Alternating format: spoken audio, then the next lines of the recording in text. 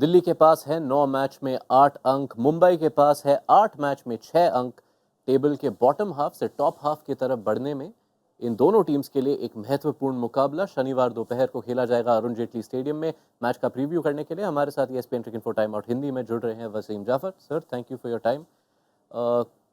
कितना भी रिपीट कर ले, we can't stress enough on how vital this is. खासतौर से अगर आप ये देखें कि इन दोनों टीम्स के लिए इस मैच के बाद काफ़ी कड़े मुकाबले हैं against top of the table teams.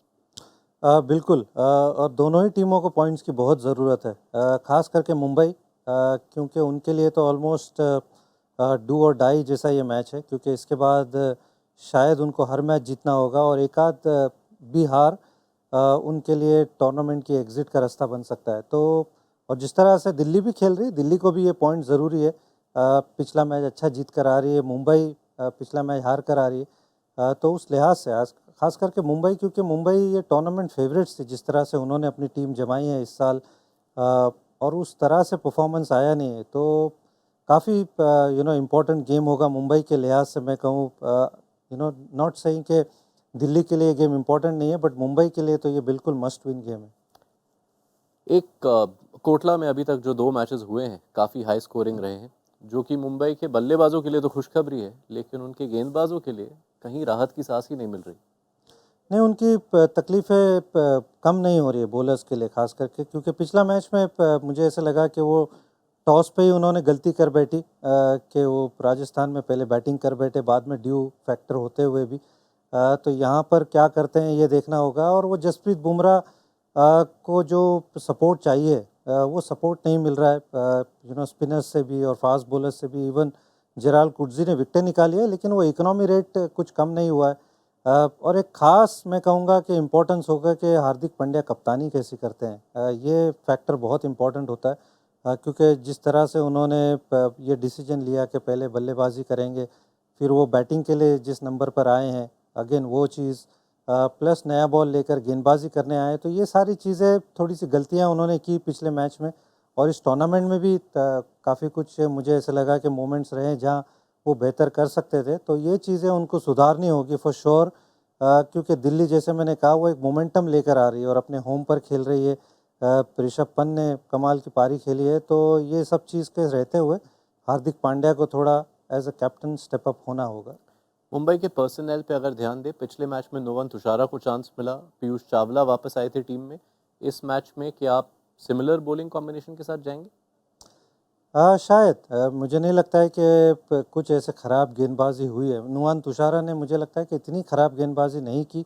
Obviously जैसे मैंने कहा कि कंडीशंस ही थोड़ी सी उनके फेवर में नहीं थी। Even Piyush Chawla, I thought उन्होंने भी इतनी बुरी गेंदबाजी नहीं की कंसिडरिंग जैसी कंडीशंस थी। बट अगेन, वो कहीं ना कहीं वो नए बॉल में आप कैसे इस्तेमाल करते हैं जसप्रीत बुमराह को, क्या पावर प्ले में आप उनसे 2 ओवर कराते हैं, क्या नुआन तुषारा को आप नया बॉल देते हैं, क्योंकि वो उनकी स्ट्रेंथ है बॉल स्विंग करना पेस के साथ में।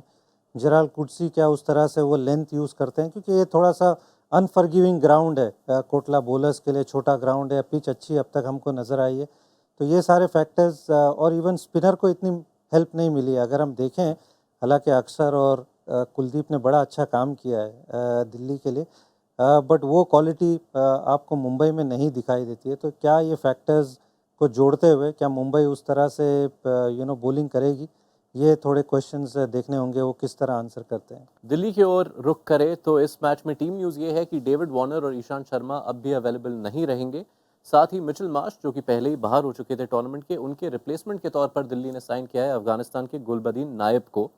क्या आप नायब के लिए जगह देखते हैं इस प्लेइंग 11 में? शायद थोड़ा सा मुश्किल होगा, मुझे ऐसा लगता है, क्योंकि आप अभी एक तो मैच जीत कर आ रहे हो, तो आप चेंजेस ज़्यादा नहीं करना चाहते। इवन दो एनरिक नोकिया थोड़े से महंगे साबित ज़रूर हुए, तो अगर आपको उनको रिप्लेस करना है तो शायद आप जाय रिचर्डसन की तरफ देख सकते हैं। आपने एक और ओवरसीज साइनिंग की है, लिजार्ड विलियम्स, साउथ अफ्रीकन गेंदबाज, आप उनकी तरफ देख सकते हो। बट उसके अलावा शायद नहीं, क्योंकि शे होप को मे भी आप थोड़ा सा और गेम टाइम देना चाहोगे, क्योंकि आपके पास वो कंफर्ट है, आप मैच जीत कर आए हो। और शे होप इतने बुरे खिलाड़ी नहीं है टॉप ऑर्डर में, अगर वो चल पड़े तो आपकी थोड़ी राहत हो जाती है कि आप फिर अपने जो लोअर ऑर्डर बैट्समैन हैं उनको थोड़ा सा कम टाइम मिलेगा और वो आके खुल के खेल सकते हैं। तो मैं खुद पर्सनली नहीं करूँगा। अगर करना चाहिए तो सिर्फ मुझे ऐसा लगता है नोकिया की जगह पे आप एक एक्सपीरियंस और प्रॉपर फास्ट बॉलर को खिलाएं। आखिरी सवाल ये इंडिया के वर्ल्ड कप टीम सिलेक्शन के पहले आखिरी मैच है। ऋषभ पंत ने ऑलरेडी दावेदारी तो काफ़ी स्ट्रांग रची है। आप एक्सपेक्ट करते हैं एक stamping the place kind of performance उनसे? वो ऑलरेडी उन्होंने कर दिया है। मुझे ऐसा लगा कि जिस तरह से उनकी बल्लेबाजी सुधरती गई है पहले मैच के बाद से, 2 50 बनाए, एक 80 बनाया, एक 40 भी बनाया, और जिस तरह से बल्लेबाजी कर रहे, कीपिंग तो बढ़िया कर ही रहे। मुझे ऐसा लगता है कि वो तो वर्ल्ड कप के लिए वन ऑफ द सर्टेनिटीज़ है। ओके, फाइनली प्रिडिक्शन, दिल्ली या मुंबई, किसका पड़ रहा भारी?